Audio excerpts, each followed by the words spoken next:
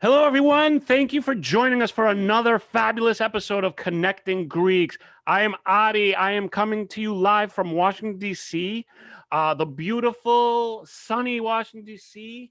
It was a little bit snowy. We actually got more snow than Boston. And speaking of Boston, we have our co-host, Foti Stamos, up in Boston. Hi, Foti. So Ari. What's going on?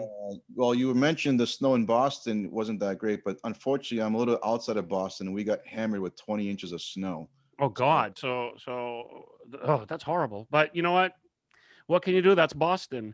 Yeah. And speaking of beautiful and sunny, all the way out in LA, the guy who put the fun in dysfunctional, it's Angelo Tsarouchas. Hi, Angelo. Yes, Angelo.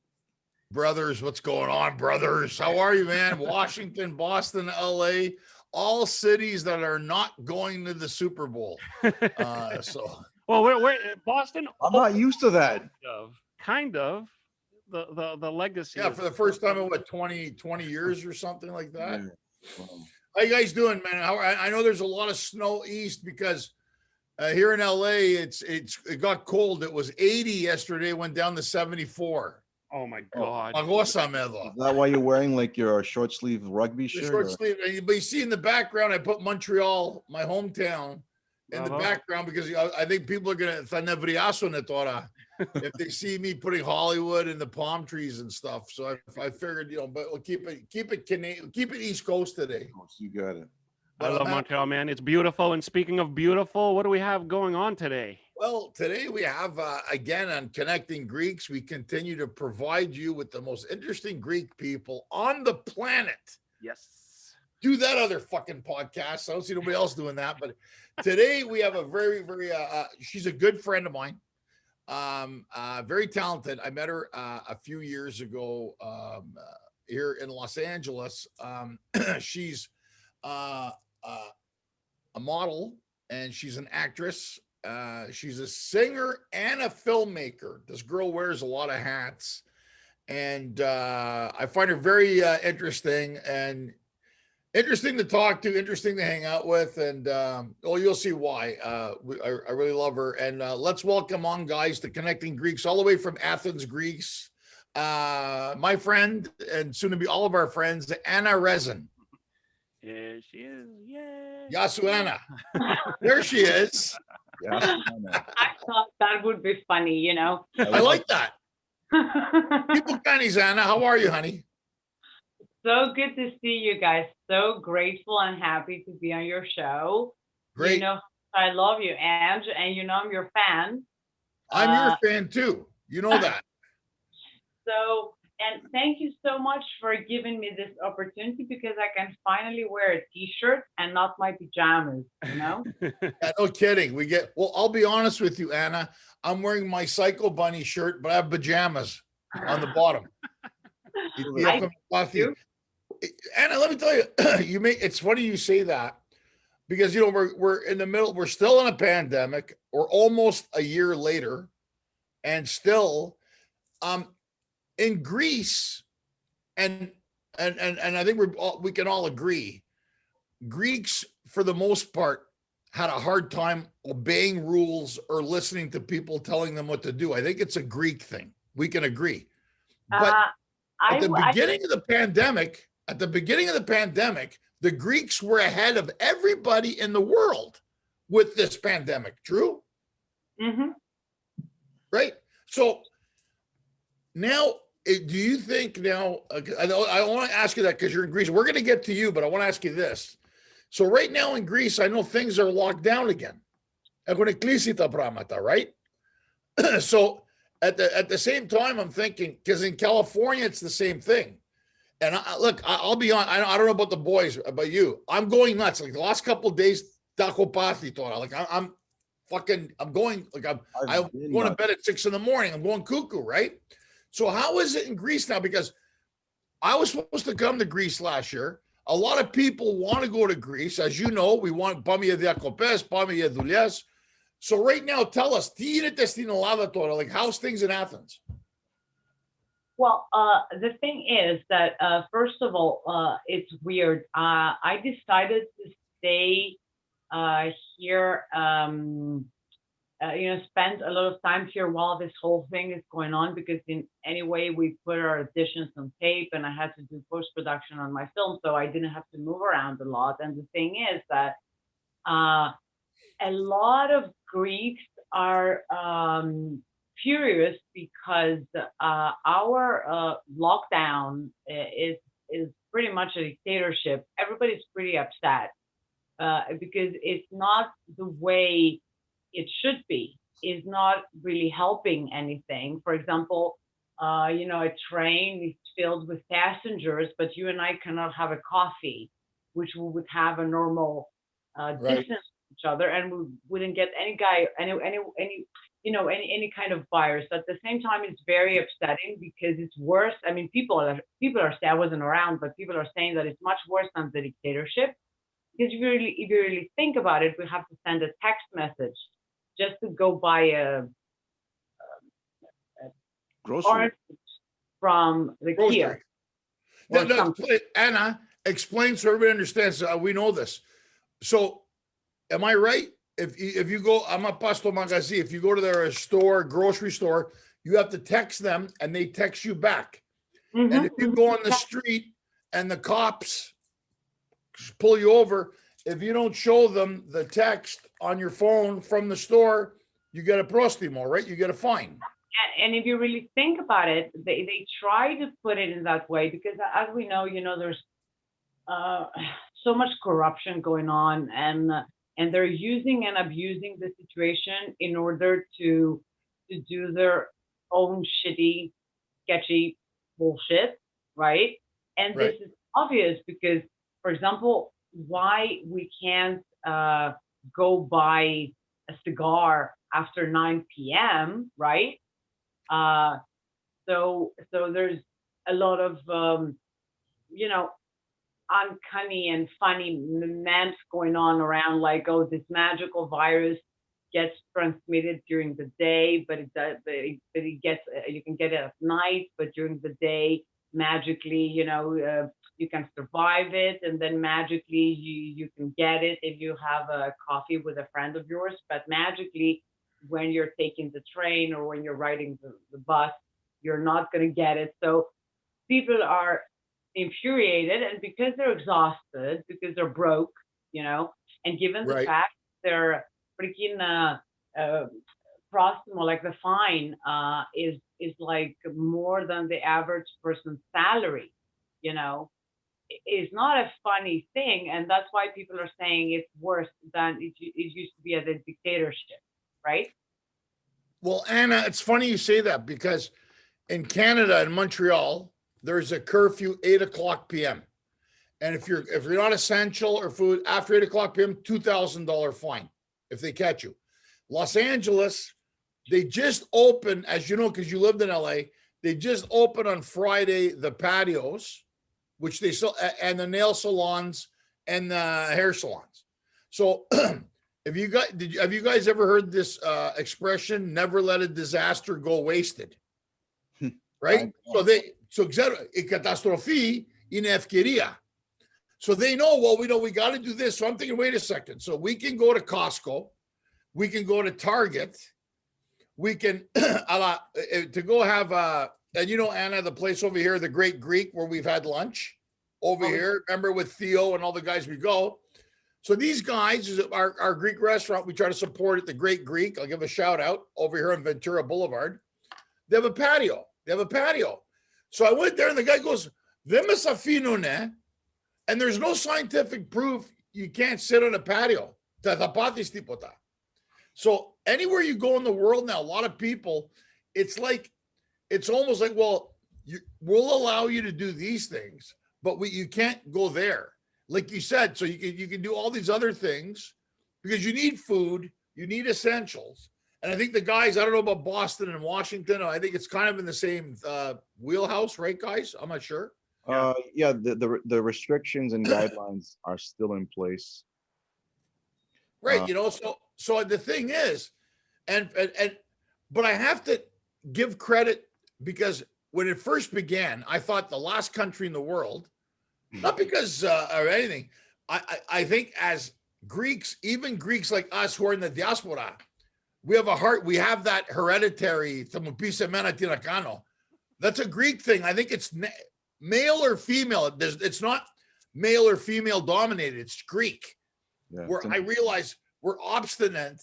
Because like, oten lene mi kapnisis e kito kapnizume. Mi trosav toto trome. Me, we're very much, but I have to admit, But honey, beginning. But honey, sorry to interrupt, but hold on. Interrupt me. Yeah. We are Greeks and we have our Greek way, but we have our reasonable way, which means, of course, yeah. Tell me that I cannot smoke alone in a park. I'm like, I'm sorry, like, go F yourself. Yeah. But Fuck yourself, it's okay. And it makes sense, we do follow it, right?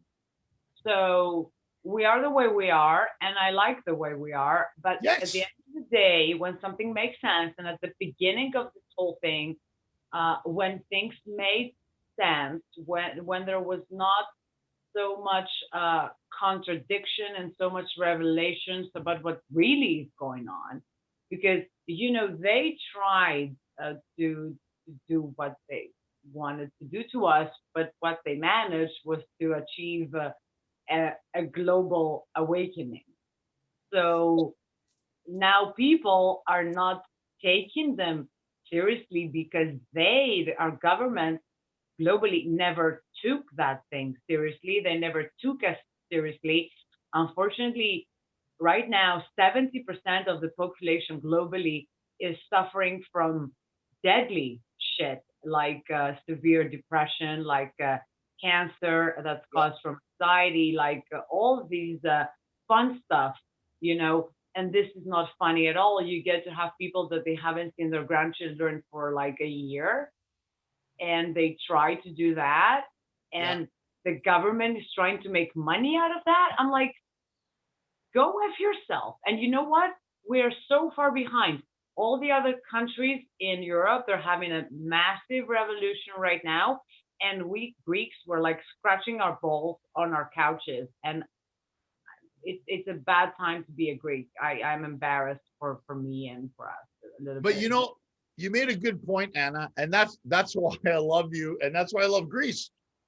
Susto in a susto, right? What's right is right. And my friend said to me, well, why would the Greeks be like that? I go, well, first of all, the word democrat or democracy, malaka, comes from Greece.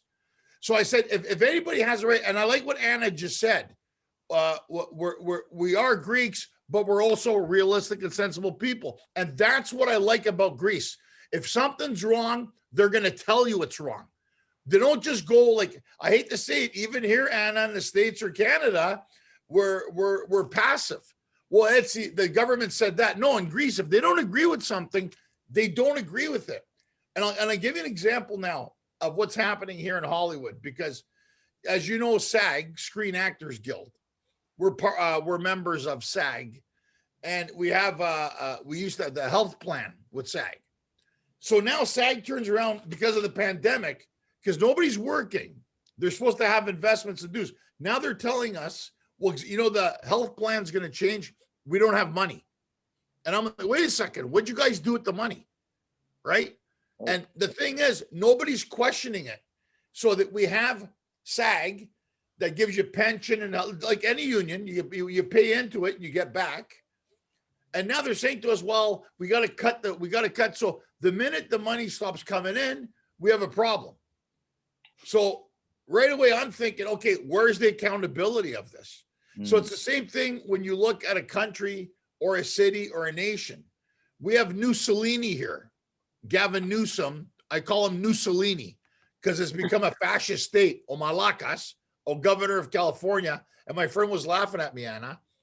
And the thing is, you were coming back and forth. I know you were working in LA, Anna. You were working in Greece. I know you go to England. You got all the other places. I'm not going to harp on this thing. We're not going to talk about that thing. But Anna, interestingly enough, you're Greek, but you're also my Greek Jewish friend. And I know you've done a lot of stuff recently. I know I've seen you pop up a lot and a lot of stuff online. Tell us a little bit about the film that you produced, and a little bit about the whole connection, which has been I've seen it. I don't know, guys, have you seen it lately?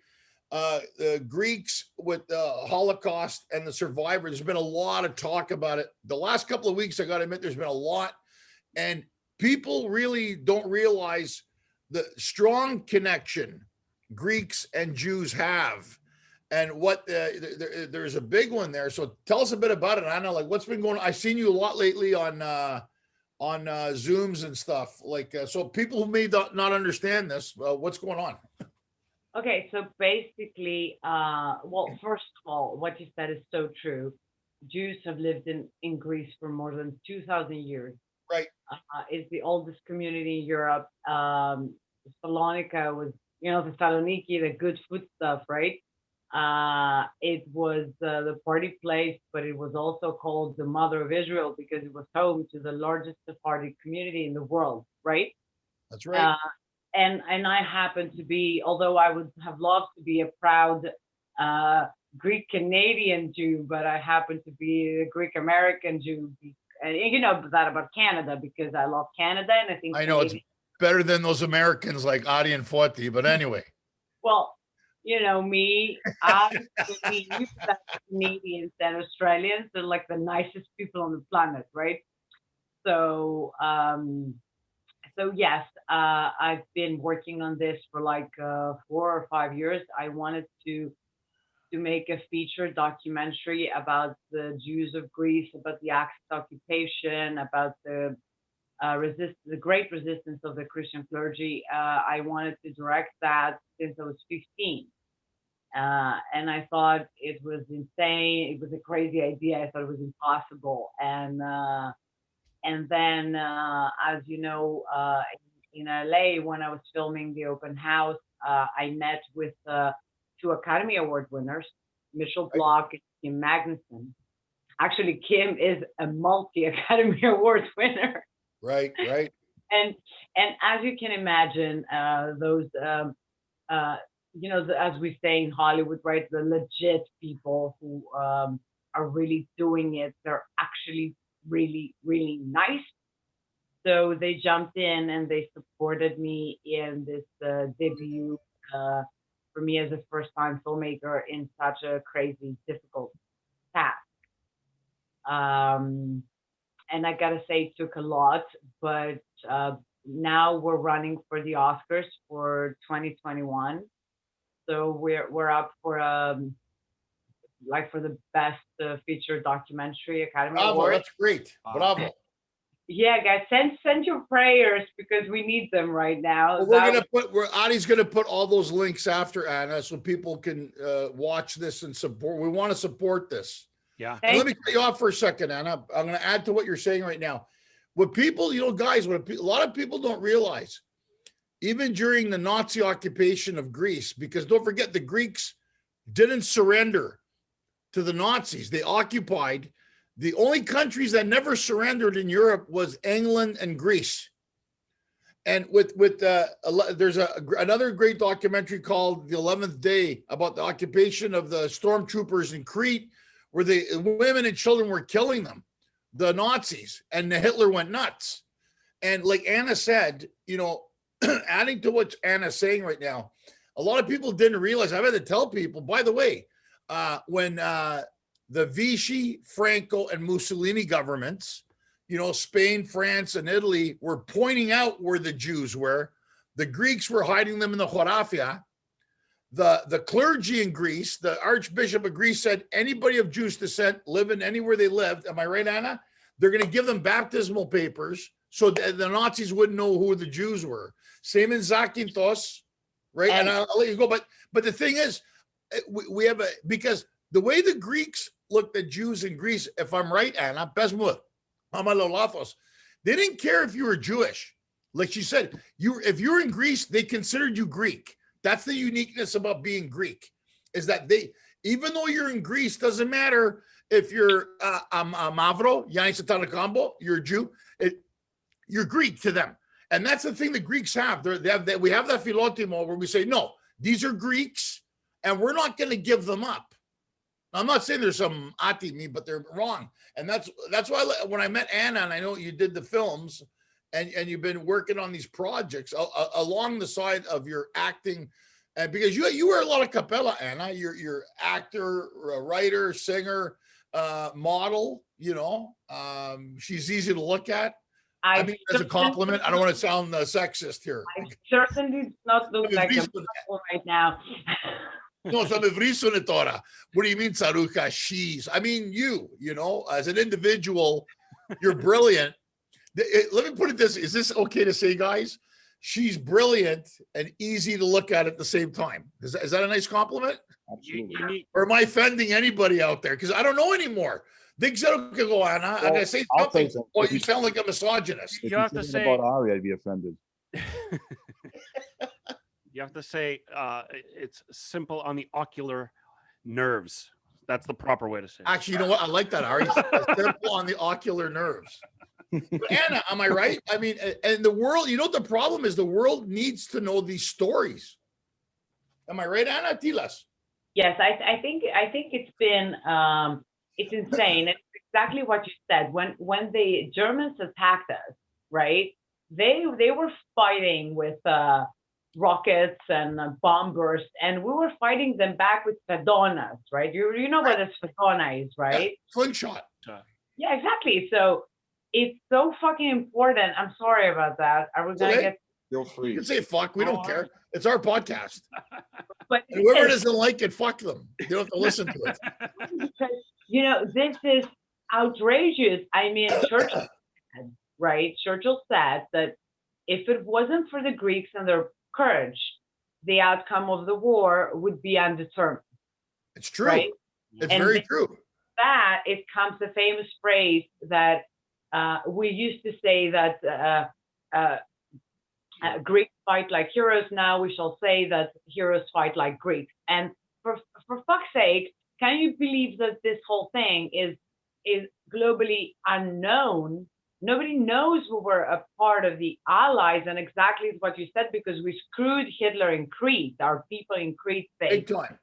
They did so much damage to them. It was so unexpected. Nobody expected it. You know, people do not know this, and this is an interesting historical fact. We're going down this way, and guys, interrupt me if I get boring. But what people do not know is that the airborne assault in the island of Crete in Greece, it was the first airborne invasion in military history. That's right. You know what I mean? That's right. It was the first time they attempted that, and they got royally screwed, because what they didn't expect was that the Cretans were down on the ground expecting them with axes and knives and pitchforks they had, right? And once the German soldiers started coming down, they killed them, and Hitler was so infuriated that he basically bombed and leveled the island, because that was such an important delay for him to get towards the southern country south of Crete and get access to the oil and everything he needed to continue. He wanted to go to North Africa, and he wanted to use Crete as a base. And when Hitler found out, you know, because they thought, you know, most people would have been scared and succumbed. And most of them were women and kids, women and children. That's why they say don't fuck with Kritiki. And then look what happened. They showed up there, and then I heard when Hitler was losing, Anna, and the front lines in Russia, in Berlin, he said to his top commanders, maybe I should go to Crete and get the women and children there to come fight in Russia. We have a better chance of winning this. It was quoted. And you know, Anna, the other thing people don't realize, the first Allied victory in Europe was Greece throwing all the macaronadas back in the sea with the Italians, with Mussolini. And the thing was, in fairness to the Italians, because the Italians didn't want to fight the Greeks, because the soldiers realized we're fighting against our own people. But Mussolini said to Metaxas, we're gonna, they say Oichi Day. I think it was go fuck yourself day. But they say Oichi, you know, which is important for us. And it's also important because we have our 200th anniversary coming up in March on my name day of all places, bicentennial. But people don't realize, like Anna just said, the importance that Hitler said. Hitler said it. Was it Roosevelt? Whatchamacallit, Stalin even admitted, because the Greek, because the Germans were going into countries, and like Denmark surrendered to the messenger. What did it take? 362 days, Anna, for the Germans to occupy Greece? Little fucking Greece. 362 days. Here's the interesting part. Nobody thought that the Greeks were freaking Spadonas were able to resist. And nobody expected them to resist. And what happened was that Italians with Albanian troops attacked, right? That's the most significant part of the story. It was the first Axis powers significant defeat, and that's when they brought the real German troops and a great part of the army with their planes, their boats, their U-boats, their everything. And then they did occupy the country, I think, after 12 days. But before that, they lost. And when you watch my documentary, and I really wish for the whole planet to watch, for not because I made it, but for our country, this incredible picture that I found, and I'm so happy I did, is Hitler and Mussolini, and they both look devastated. Like, είναι σαν κλαμμένα τέτοια. Κατάλαβες τι λέω, right? Yeah. If you look at their faces, they're like so freaking shocked and disappointed, because they were like, what? Where did that came from? But Anna, you see, this is why it's so essential what you did. Your documentary is called The Jews of Greece. Am I right? It's called My People. My People, right? Official title, My People, The Jews of Greece. The Jews of Greece. So you see, people, the problem I think we have sometimes, and this is why doing the Connecting Greeks podcast, when the guys asked me to join the team, I realized that it's up to us to tell these stories. It's up right now. You're telling us something that you're connected to as a Greek of Jewish descent, who we look at each other, toidio. I don't see no different. To me, you're Greek, whether you're Jewish, whether you're Christian, then it can see Masiya. And I think the thing is, we're not telling enough stories. Do you think, Anna, is there apathy? Meaning like, I mean, do you think even for us Greeks, I find you see it in our church, you see it with, I think that maybe the newer generation doesn't carry it as much, but then they realize, I think what happens, we rebel a bit when we're going through our teen years and early 20s, and you're still young. So, I mean, it's not, but at the same time, it's like, I find, and then you ever see, especially in America and Canada, where people go away from the Greek thing and somehow have a realization, oh, fuck, what my mom and dad said in the Greek, I mean, this isn't so bad. This is who we are. And I think we need to do more of these things. And we need more people to understand the identity, because let's face it, Greeks aren't procreating like they did. There's 11 million in Greece, another 12, 13 million in the world, let's say 25. For a little country on a planet of 7.2 billion people, look at the fucking impact the Greeks have. Still, with food, with culture. Like my friend started on me the other day here, they like to tease me. And he goes, what did the Greeks do? What did the Greeks do? I go, what the Greeks forgot, Malaka, you guys will never even understand it. And I become so Greek, and I know he gets me going, but I back it up. You know what I'm saying? And we need, Anna, these films, and we need the Connecting Greek show, and we need Forti's wine, and we need the expertise of Adi, and we need you to tell us these stories, and you need me to tell some jokes. The way I look at it, it's a unification, and because when I'll tell you how I met Anna. I'm at the LA Greek Film Festival, and it's the after party at the Egyptian Theater.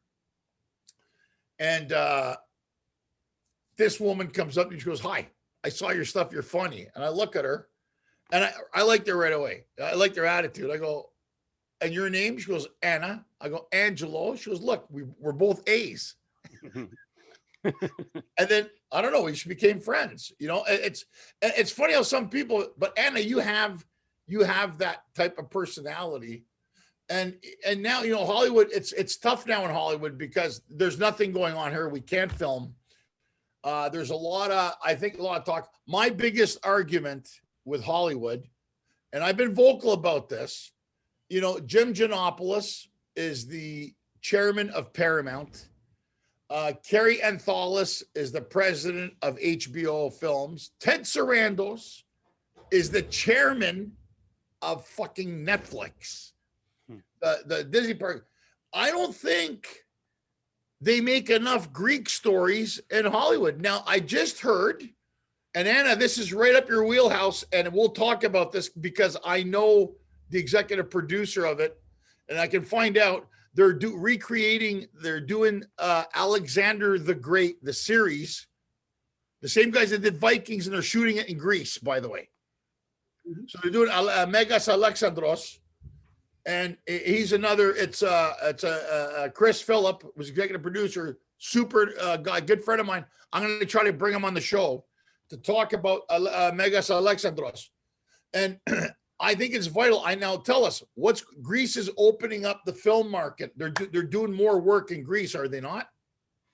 Well, I'm not going to put the blame, and we've had this discussion all these years. I'm not going to put the blame on our people in Hollywood because, as you do know, there's so much corruption in Greece that they tried to shove down the throats of the people you mentioned, certain people to do things a certain way, right? Right. And unfortunately, they got so disappointed and upset, certain people that you did mention, and they're right, because instead of giving the opportunity to Greeks that could actually get there and get things done, and because you are a Greek, but you're very talented and you do the job and you happen to be the right guy for the job, so it works for you. So it on the Greek side, it's always the sketchy part of the story that, for example, you don't walk up to the priest to give them your script. I know, that's so stupid. You take a short movie. If you're talented, and if the people that participate in that are talented, it's going to get you somewhere, and that's how it's going to work. So but Anna, I agree with you. I'm not saying because they're Greek. Bring them good oposipis. Bring them good stories. If you're not, I'm not saying because they're Greek, make a Greek thing, but there's a lot of Greek things that are good. Look at our friend Theo Pagonis with Astoria. I think it's a great crime family, and because you're going to be a part of it if it ever gets fucking made. And my friend, we're going to bring him on as a guest to talk about this. And it is good. And the thing is, if it's a good story, try to help it. But hold on, you're so right. But here's the problem: the sketchy people that I mentioned earlier. That's exactly where the problem is. And that's why every time I return to Greece and there's an interview or something, I try to explain to them. That's exactly why I stay. I'm like, that's the thing. Theo and his great project, right? Or your project or somebody else's project. Theo, yeah. They deal with all this prejudice that is caused by the assholes. You know what I'm saying? So there's this small, tiny, teeny mafia of losers that they ruin it for everybody. And because the people you mentioned, like Jimja or other people, they used to have open doors. Right, And that's true. certain Greeks, they were like, oh, call my friend who knows my friend who knows my friend. Okay, I have no talent. I don't even speak English. I never had a business card in my life, but call this guy for me. And he saw the person and saw the other person and saw the other person. And now talented people with great projects like Theo, they are paying for that. It's true. No, you make a good point because you know, guys, Greeks will have that meson attitude. Yeah. I know Anna knows Adi. And you know, guys, it's a true story. You know, at Saint Sophia in LA, you have the church, and on the side you have roped off VIP areas for the VIP Greeks. Not because they're elitist, because true story, during Epitafio, I heard that somebody was trying to pass a script off to Tom Hanks at Epitafio.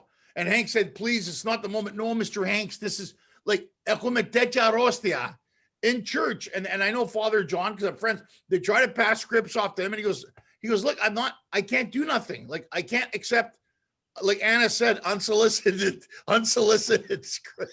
But honey, hold on. Okay, listen. I think the truth is in the middle, if I may say. I think it's totally okay to call a friend, to have a friend. Of course. Do it Yes. globally. But what I'm saying is that there's a difference. Like, for example, our dear friend Theo Pagonis, or our friend Patricia Cara, or you, or, you know, the people I work with, they have something they bring on the table and they say, hi, this is me, this is my com card, this is my headshot, right? And, you know, if you want, send it to a casting director, and that's totally okay. The problem is that the people who ruined it for everybody, they went there, right? They met with certain people because they knew somebody, right? But they didn't even have a printed business card with a USA phone number on it. So unfortunately, right, the whole thing got messed up a little bit, and then they go back to Greece. They throw to people's faces this infuriating interviews about, oh, you know, it's so difficult, it's impossible. My ass. They never even went to a single audition. They thought just because they know somebody, oh, I'm going to get the part. Oh, no, it doesn't work that way. And they ruin it for all the great people. And that's very, very upsetting. And they have created a weird, sketchy, confused image around it. And by the way, the great news I'm breaking is that the Me Too movement is finally breaking in Greece. Oh, really? Okay. Interesting. Oh, yes. And Really? by the way, I gotta say, which I've been explaining all these years, what people saw happening in Hollywood is nothing in comparison to what's happening in the industry in Greece. And that's why I'm so happy I moved to New York when I was 17 and a half. Although every time I was here and I was working in Greece and in Athens,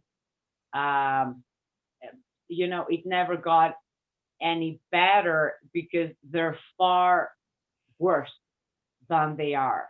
And so Anna, on that, Anna, let me stop you for a second. On that, Pui Pastora, the Me Too movement, and as a woman, you know, I think objectifying women in the industry now, well, we see a different tone now in America.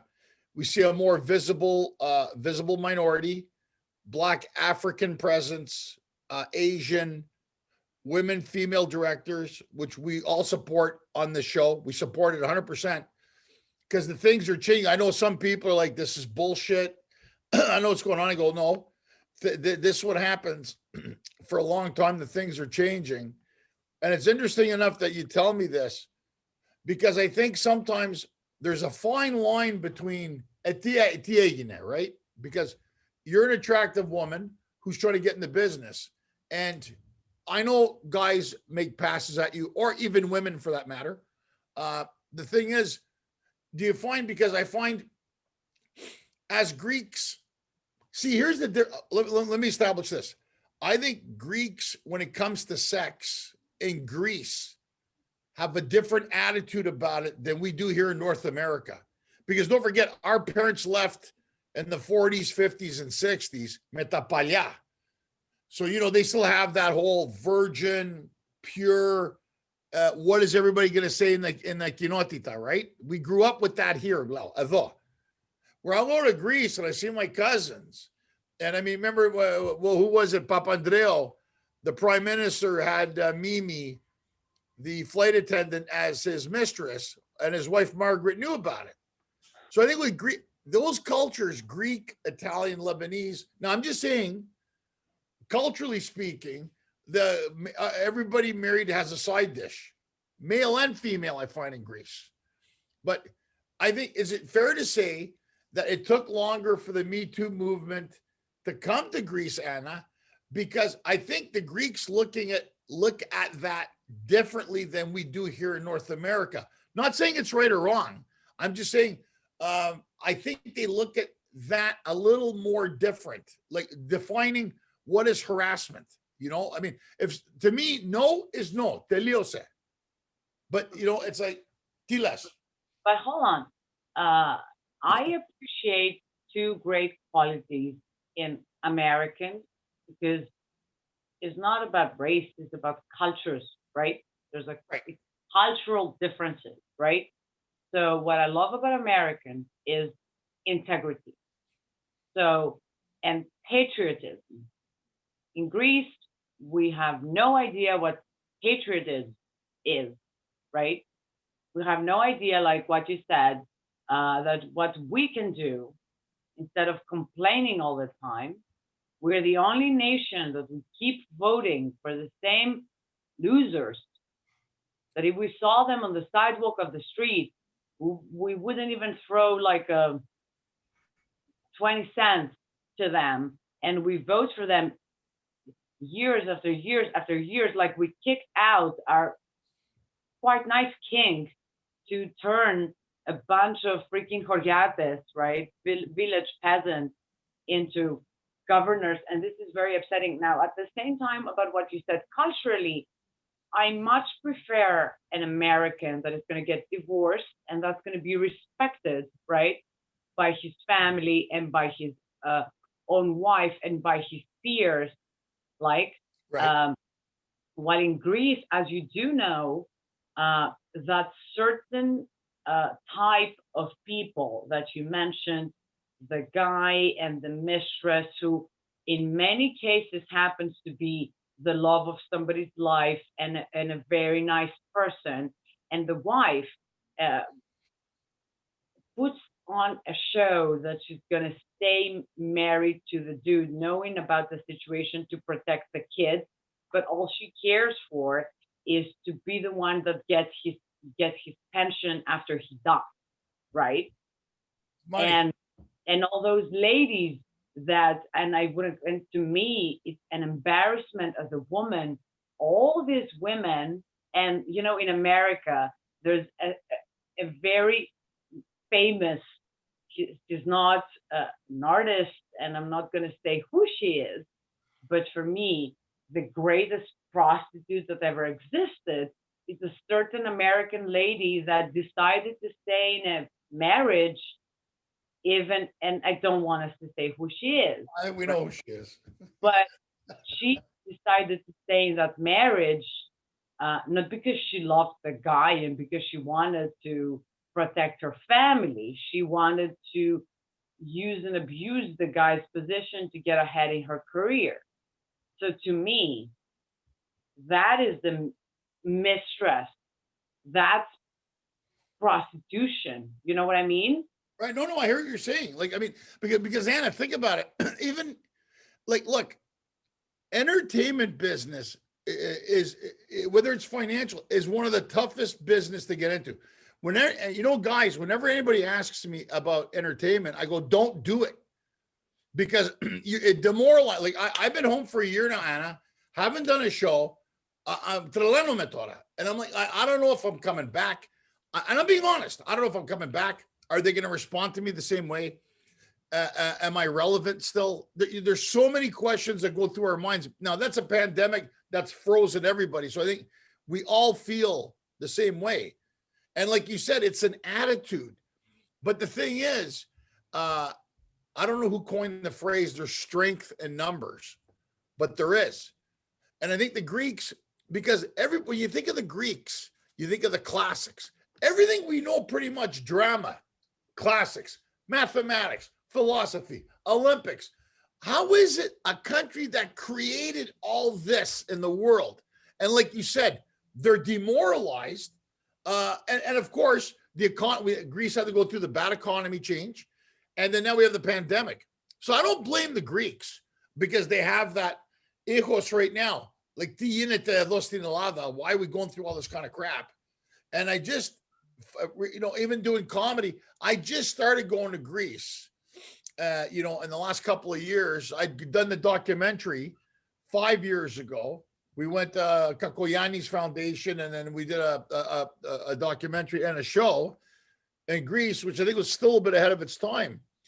But now I'm realizing, now I'm starting to see that maybe, Anna, now maybe the Greeks woke up to the fact that if they don't start cooperating, because that mentality has to stop in everything.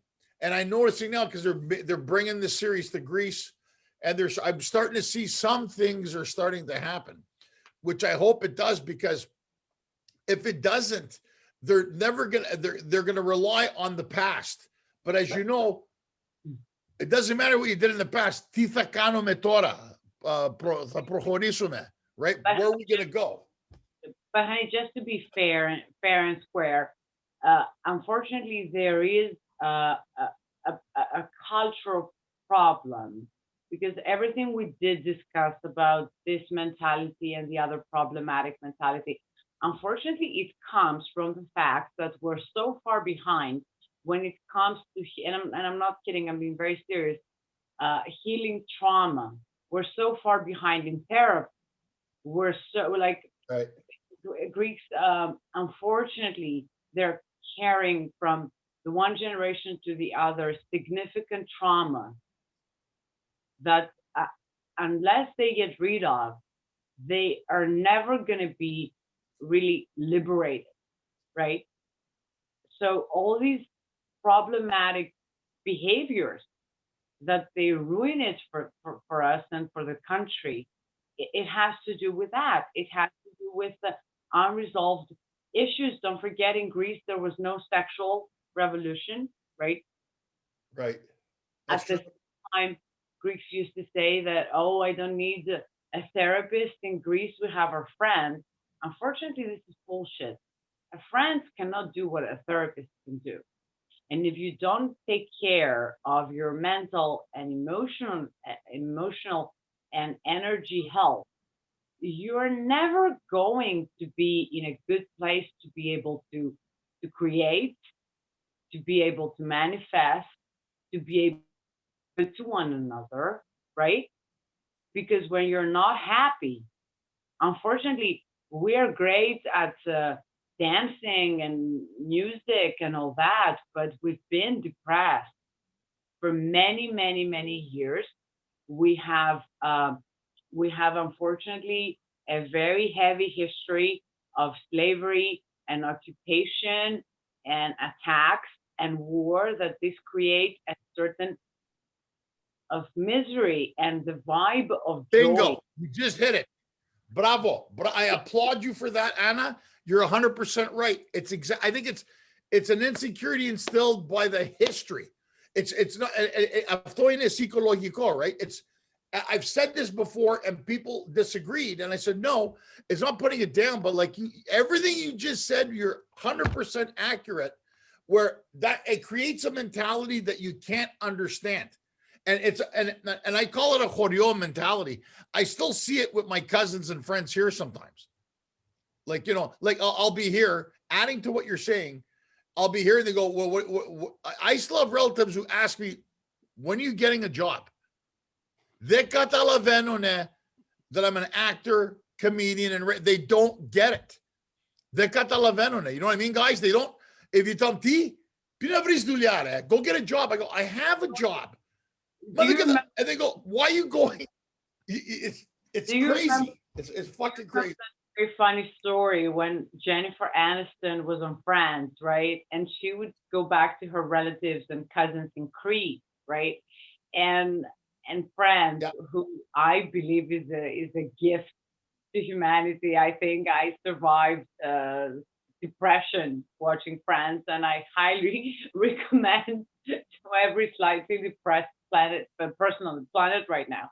So she was on Friends, like the whole planet knew about it. She would make millions of people laugh, right? And she would go to Crete, and they would say to her, "When are you getting a job? How is the acting going? You know that's not the real thing. Your cousin is a hairdresser, and she's just working. That's probably the way to go for you, and maybe you want to consider it." And I'm like, listen, I respect all that, right? No blame. It's all okay. But it's what you said. Culturally, we need to advance when it comes to that misery because, yes, it is the trauma from the war, but it is a point of view because if we finally start to see therapists, we can realize that there are two ways to look at our history, right? We can watch it and look at it um, from the depressive side of the story that oh Right. I'm a slave and they will always be attacking me and I can never be happy or free or successful or something. Or you can say that they try to screw us over so many freaking times, but we bit them to the punch and we kick them out, which make us which should be making us proud, right? And it's Right. a very empowering thing that if we do realize it and start working as a team and as a unity, then we're going to be aware of our greatness and we're going to live happily ever after. Well, Anna, right now I think with this new series about Alexander the Great and that they're going to film it in Greece, I think we're going forward now. I really do. I'm really excited about the series because I know they've tried there. I think if they do, it's the same guys who do Vikings. So I think it's going to be awesome. And I think now I agree with everything you're saying. And I think Fortinati will agree. I think we need to go forward now. And the problem is that whatever they always say, and entertainment, I don't care what you did. What are you doing next? That's the whole idea of what's going on. And I'm noticing now more branding of our food and wines in Greece now. They're starting to realize that Greece agriculture, wine, TDA, Elias, some of the best in the world. It is. It's a fact. And like you said, besides the dancing and the whatever, it's amazing how you dancing and Tiftetelia, and then the next day, then υπάρχει μία, δεν μπορώ να πληρώσω το νίκιο. Με αφήνει η γυναίκα μου. It's like we're so bipolar. I'm part of that. We're bipolar. Like we'll get crazy, spame ta piata, ta spame όλα, and then 2 days later, you're having a puro going, Izoimu ine telioumeno. It's whatever. But let me ask you now, Anna, moving forward. So what I know we've had this whole pandemic thing. What do you have coming up that are you working on anything? Are you excited about anything you're doing coming up that we should know? Anything that you have ideas? Well, what are you doing? Before we change the subject, I would like, if that's okay, to add a little something to what you said as a perfect example of this bipolarity in our country, right? So when I started doing the documentary as a person in my 20s and somebody that has been, of course, I was making my pocket money as a fashion model. I started acting when I was 5 years old, and I presented the proposal of the documentary, right? Okay, so it took me I think 17 minutes to convince Kim Magnuson, the multi-Academy Award winner, to jump into the project. And the guy is Danish. He's not Jewish. He's not Greek. He's, right? And he was like, oh my God, I love it. Usually old white guys do something about the Holocaust. Now we're going to see a young woman doing it. It's going to inspire your generation and those to come. Like, right? It took me 17 minutes. And in like 17 months, I still wouldn't get the appropriate support from Greece into the documentary. The documentary at first, before those amazing Greeks revealed themselves as a unit and supported it, and that's why it doesn't look like a joke now on IMDb, Right. because before it would have been like a joke. You know how there's a joke of, oh, there was a Greek, a Chinese man, a German, and an Italian. It was like this. And thank God, because in Greece, we have these peasants and we have some amazing people. And thank God it worked out. But can you imagine, like Mitchell, my other producer, he's a member of the documentary branch since 1980. And it took me 3 meetings with him to get him on board about something so important to Greece. And every time I came back to Greece and I made an application for funding, for support, for this and that, all I got was a huge waste of my time, which was heartbreaking because, okay, you don't want to support something, don't support it, but you don't give a shit, you know? But Anna, do you think, I think I agree, because even here it's hard to get things done, but I agree. But I think it's changing now. Necessity brings change. If you're not making money, even the Greeks are waking up in Greece saying, look, either we're going to open the doors, let the Americans come in and make these shows and bring money here, in ψοφίσουμε. Because you could sit there, everybody, and look, I'll say it, everybody angles how it's going to benefit themselves. The reality is, and you're right in the sense that if they keep doing that, nothing's going to get done. So now I think they realize the American companies, like this production companies, come into Greece. They're going to shoot it in Greece where it should be shot. It's a story about Alexander.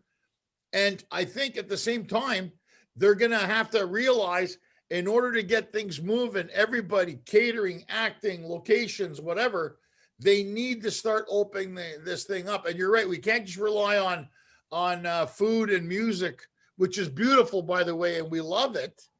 But at the same time, but anyway, that's another conversation. I mean, we're approaching like an hour, and it's gone by fast. And but before we're going to let you go, Anna, because I think it's been a great talk. You're very intelligent, and I got to tell you, I find it good to talk to someone with that much knowledge, and you're still young, and you got all this knowledge in it. But now I just want you to tell us right now, what handles can people, before we go, because Artie's going to put them on, what handles can people find you at? And then Forty's going to ask you some questions, because we do a Q&A, as you know, at the end. It's the 40 minute, we call it. Is that right?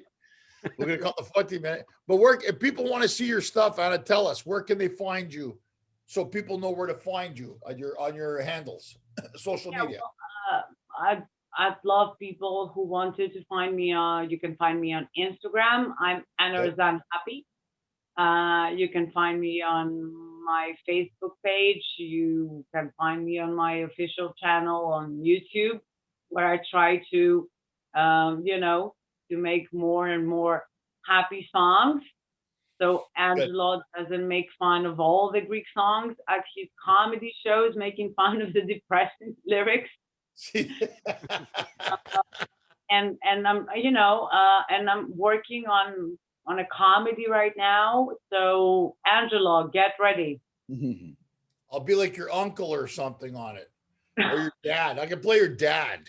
Remember when we're going to be the ultimate Greek couple? I'm cooking for you, Mazaka, and I'm sure chasing you to make love all day long. And you're like, oh my God, you're calling your attorney. You're like, can I sue? That's hilarious.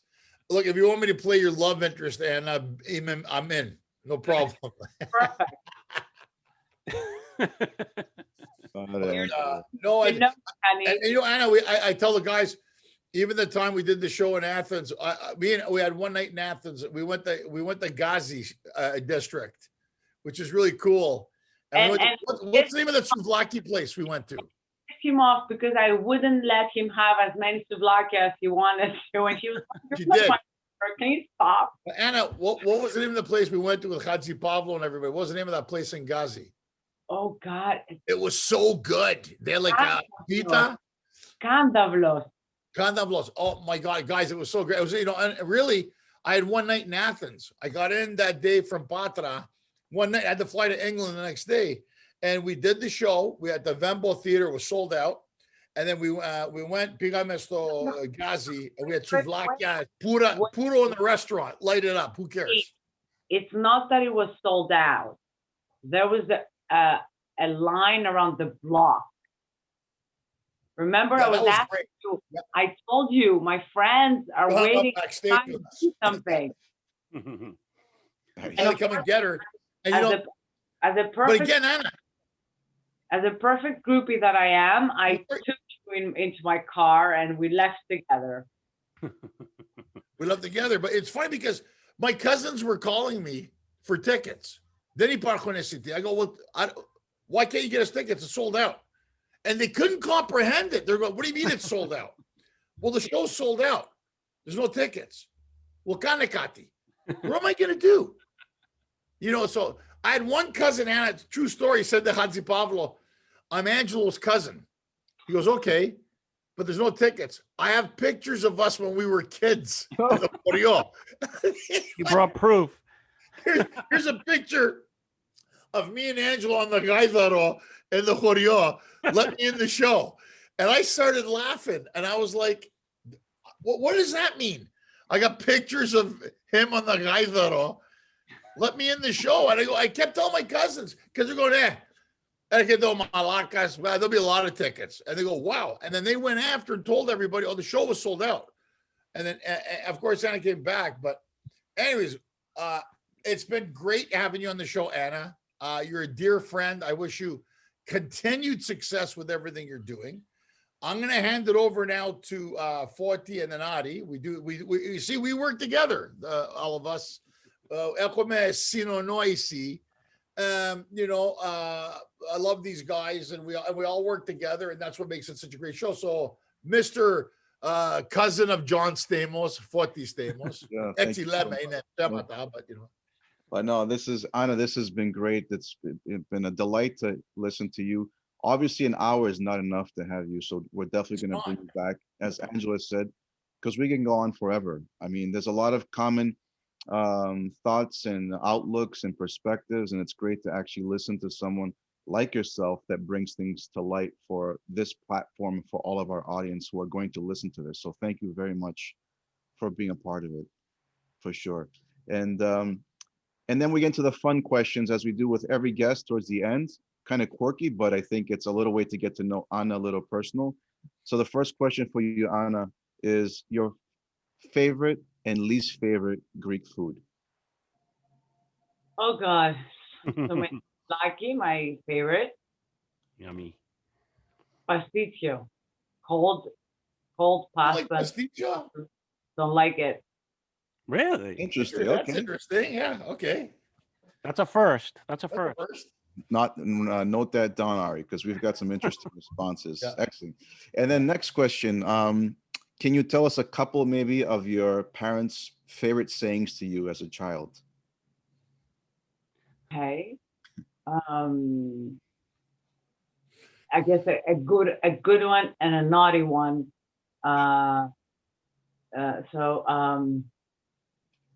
Πώς θα σε παντρέψουμε? That's a good one. Right.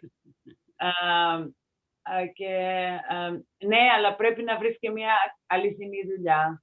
Yeah, that's very Greek. Appropriate, right? Classic.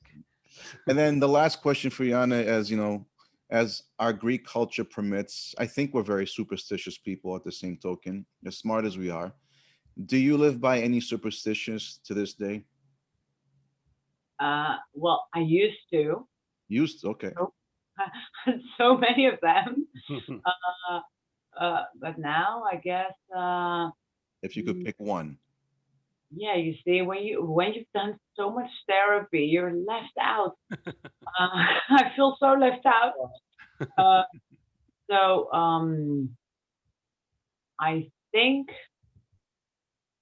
Uh, Sorry about the long That's pause. okay. No, don't worry. Put you on the spot.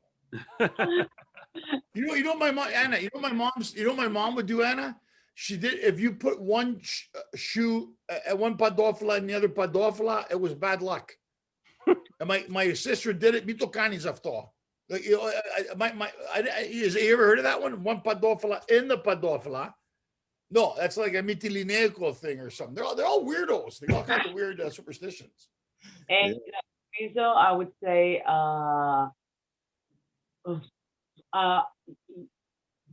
okay. I like to have things in pairs.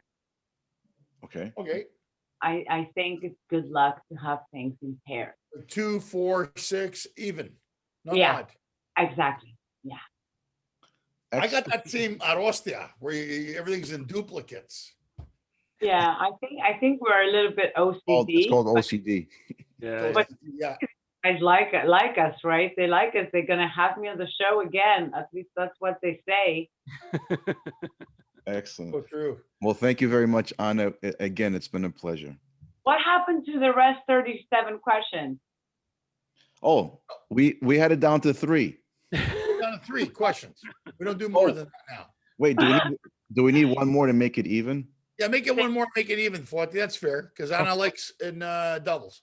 Favorite spot, maybe. Yeah. My favorite spot in Greece? Yeah. Sorry, I was telling Foti to ask you. but 40. I'll ask you directly. Your 40 favorite- froze on us. Why? Yeah, You but weren't this, look- eh? you weren't- he wasn't looking at me. He was looking at Anna. He was looking at you. So where's your favorite place in Greece? If you could pick one place. I would definitely say the island of Patmos. Oh, Patmos. Patmos, eh? Really? Nice. I mean, there was a reason David Bowie had a place there, right?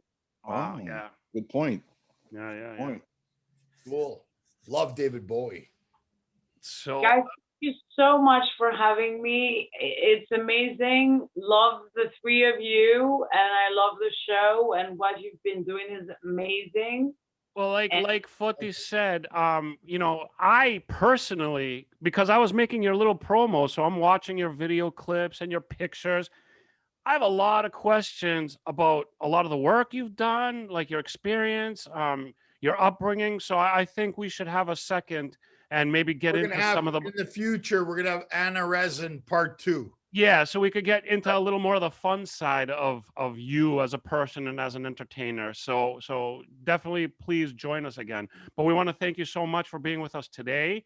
I'm gonna connect all your handles and so people could find you.